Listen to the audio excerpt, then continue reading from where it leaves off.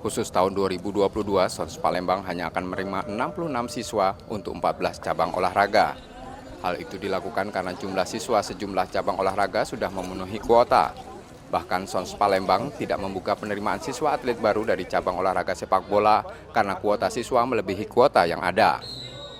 Di Sumatera Selatan, biasanya dari daerah. Jadi kemarin yang paling banyak mungkin dari Oku ya, Oku Timur, Oku Selatan maupun Oku Induk.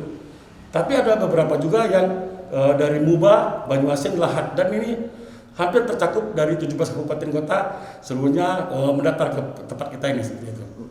Beberapa tahun terakhir, Sons Palembang mampu menyumbang banyak atlet untuk Sumatera Selatan. Mereka bahkan mampu berprestasi di daerah hingga nasional. Nur Muhammad, Kompas TV Palembang, Sumatera Selatan.